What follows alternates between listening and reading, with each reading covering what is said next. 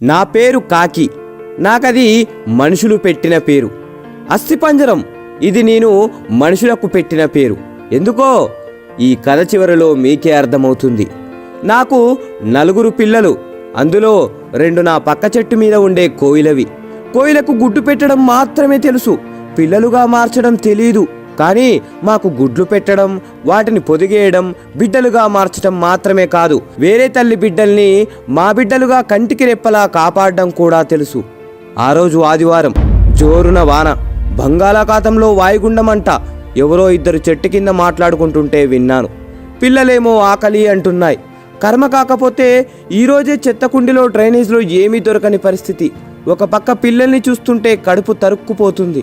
మనసుకు దెబ్బ తగిలితే ఓర్చుకోలేని శక్తి మన శరీరానికి ఉండొచ్చేమో కానీ మనం ప్రేమించే వాళ్ళకి దెబ్బ తగిలితే ఓర్చుకునే శక్తి మన మనసుకు ఉండదు కదా.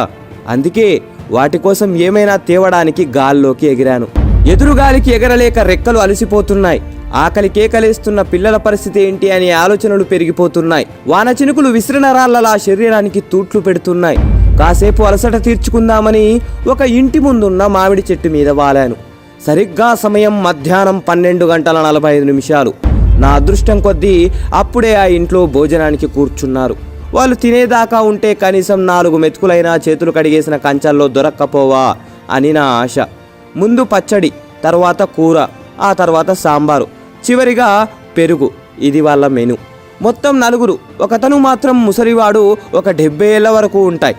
పాపం అతని కంచంలో మాత్రం అన్నం, ఎర్రటి రంగులో మామిడి పచ్చడి. అమ్మా, తాతయ్య కూర వేయచ్చుగా అని పెద్దాయన పక్కనున్న చిన్నపిల్లాడు అన్నాడు. వాడలా అనగానే ఆ పిల్లాడికి ఎదురుగా ఉన్న వాళ్ళ అమ్మ, ఏంట్రా వేసేది, నోరు మూసుకొని తిను, తిండి పెట్టడమే ఎక్కువ. దేవుడు కొంతమందిని తీసుకోపోకుండా భూమికి భారంగా ఎందుకు ఉంచుతాడో అర్థం కాదు. కూరలు కావాలంట, కూరలు ఎక్కడి నుంచి వస్తాయి అని అంది కళ్ళు పెద్దవి చేస్తూ. ఆమెను అలా చూసి సంబంధం లేని నాకే భయమేసింది. ఇక ఆ పిల్లోడెంత? అక్కడ అంతా జరుగుతున్నా ఆ పిల్లాడి నాన్న మాత్రం ఏమీ పట్టనట్టు, ఏవే ఇంకొంచెం సాంబారు పోయి అని పోయించుకొని తింటున్నాడు. వాడు అచ్చం బురదలో పడుకునే పందికి ముందు 2 కాళ్ళు తీసేసి చేతులు పెడితే ఎలా ఉంటాడో సరిగ్గా అలానే ఉన్నాడు. పాపం వాడి ముఖాన్ని వాడు రోజు అద్దంలో ఎలా చూసుకుంటున్నాడో. పాపం మా పెద్దాయనకు అన్నం కలుపుకోవడానికి కూడా చేతుల్లో బలం లేదు. అయినా సరే బాగా ఆకలేస్తుంది అనుకుంటా త్వరగా అన్నం కలుపుతున్నాడు. వణుకుతున్న చేతులతో మొత్తాన్ని కలిపేశాడు. ఆత్రంగా ఒక ముద్ద తీసి నోట్లో పెట్టుకున్నాడు. వెంటనే నీళ్లు తాగాడు. బాగా మంటగా ఉందనుకుంటా కంట్లోంచి నీళ్ళొచ్చాయి. ముఖం ఎర్రగా మారిపోయింది. ఎదురుగా ఉన్న నెయ్యి వైపు చూశాడు కానీ అడగడానికి ధైర్యం చాలట్లేదనుకుంటా. అలాగే ఉండిపోయాడు. అయ్యో, ఎంత దారుణం! పాపం పెద్దాయన. వాళ్ళు తినడం అయిపోయింది, అందరూ లేచారు. ఆ పెద్దాయన కూడా చెంబులో నీళ్లు మొత్తం తాగేసి లేచి బయటకు వచ్చి చుట్టూ చూశాడు. అప్పుడు ఆయనకు నేను కనబడ్డాను. నా దగ్గరికి వచ్చి నా ముందు ఆ అన్నం పడేశాడు. ఒక్క క్షణం నా కంట్లో నీళ్లు తిరిగాయి. పెద్దాయనా, నీ ఆకలి తీరకపోయినా నా ఆకలి తీరుస్తున్నావు, నీ రుణం ఎలాగైనా తీర్చుకుంటా అని మనసులో అనుకొని నేను కొన్ని మెతుకులు తిని కొన్ని మెతుకులు గొంతున బట్టి గూటికి చేరి పిల్లల ఆకలి తీర్చాను. సరిగ్గా 26 రోజుల తర్వాత అనుకుంటా, ఎప్పటిలాగే వేట కోసం ఏటి మీదుగా వెళ్తున్నా ఏటి ఒడ్డున ఎవరికో పిండం పెడుతున్నారు. కాసంత తినడానికి ఏమైనా దొరక్కపోదా అని అక్కడ వాలాను. ఎదురుగా ఉన్న ఫోటోను చూసి ఆశ్చర్యపోయాను. అది నా పిల్లలు ఆకలితో ఉన్నప్పుడు అన్నం పెట్టిన పెద్దాయనది. ఒక్క క్షణం గుండె బరువెక్కింది. విచారంతో రెక్కలు దిగజారిపోయాయి. అయ్యా, పిండం పెట్టి కాకుల్ని పిలవండి, మీ నాన్నగారు వాటి రూపంలో వచ్చి తింటారు అని పూజారి గారు చెప్పారు. ఒక పెద్ద కంచాన్ని పెద్దాయన కొడిక్కిస్తూ, ఆ కంచాన్ని చూడగానే నా ఆశ్చర్యం ఆకాశాన్నంటింది. నల్లటి నా ముఖం తెల్లబారిపోయింది. ఎందుకంటే ఆ కంచంలో పంచభక్ష పరమాన్నాలు ఉన్నాయి. ఓర్ని మనుషులు, మీరేం మనుషులురా బాబు! బ్రతికినంత కాలం బ్రతకడానికి పెట్టకుండా చచ్చిన తర్వాత బ్రతికించడం కోసం పెడుతున్నారా? పోవడం కోసం కోరికలు కోరుకొని కాకి రూపంలో రావడానికి పూజలు చేస్తున్నారా? బ్రతికినంత కాలం రాబందుల్లా పిక్కు తిని విసిరేసింది తినడానికి కాకుల్ని పిలుస్తున్నారా? ప్రాణమున్నంత కాలం పెద్దైన కప్పుకోవడానికి కండువా కూడా ఇవ్వకుండా పోయాక కట్టుకోవడానికి పట్టుపంచ పెట్టారా? ఏం మనుషులరా బాబు! పాపం ముసలాయన్ని బ్రతికినంతకాలం దినదినం గండంగా బ్రతికేలా చేసి ఇప్పుడు ఏమీ తెలియని అమాయకుల్లా ఫోటోకి దండం పెడుతున్నాడు. అసలు వీణ్ణి నా ముక్కుతో పొడిచి చంపాలి.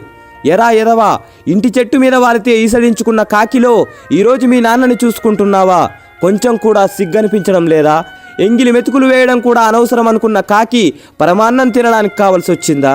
అలా మనసులో వాడిని తిడుతున్నప్పుడు నా ఆవేశం కట్టలు తెంచుకుంది. వెంటనే గాల్లోకి ఎగిరాను. చుట్టూ ఉన్న నా కాకుల స్నేహితుల దగ్గరికి వెళ్ళి జరిగిందంతా చెప్పి ఆ పిండాన్ని ఎవరూ తినొద్దని చెప్పాను. అందరూ సరే అన్నారు. గంట 2 గంటలు అలా గంటలు గడుస్తూనే ఉన్నాయి. పిండం తినడానికి ఒక్క కాకి కూడా రావట్లేదు. చుట్టూ ఉన్న జనాల్లో అనుమానం మొదలైంది. బ్రతికినంత కాలం ఆయన్ని బాగా చూసుకోలేదేమో, అందుకే ఇప్పుడు తినడానికి రావట్లేదు అని ఒకడు, ఉన్నన్ని రోజులు బాధ పెట్టుంటారు అందుకే ఆయన రావట్లేదని ఇంకొకరు, నేను రోజు చూసేవాడిని అన్నం కూడా సరిగ్గా పెట్టేవాళ్ళు కాదు అందుకే ఇప్పుడు రావట్లేదని మరొకరు మాట్లాడుకోవడం మొదలు పెట్టారు. అవి విని ఫోటో ముందు కూర్చున్న ముసలాయన కొడుక్కి తల తీసేసినట్టయింది. అలా ఉండిపోయాడు. కనీసం తన బాధ చెప్పుకోలేని పరిస్థితి. పరువు పోయినట్టు, ఏదో కోల్పోయినట్టు, బ్రతికున్నా చచ్చిపోయినట్టు అనిపిస్తుంది అతనికి. నా బిడ్డల ఆకలి తీర్చినందుకు ఆ పెద్దాయన రుణం ఇలా తీర్చుకున్నాను. ఈరోజు ఒక మంచి పని చేశా అనిపించి గర్వంగా గాల్లోకి ఎగిరాను. మనిషి వింటున్నావా? నీకే చెప్పేది. సెంటు పీలిస్తే మంచి వాసన వస్తుందని, తాగితే బలం వస్తుందనుకోవడం అమాయకత్వం. అలాగే డబ్బు అవసరం తీర్చే వస్తువులను ఇచ్చిందని ప్రేమించే మనిషిని కూడా ఇస్తుందనుకోవడం మూర్ఖత్వం. అయినా ప్రేమ ఇవ్వడానికి మనకు లేనప్పుడు ప్రేమను తీసుకోవడానికి హక్కెలా పొందుతావు?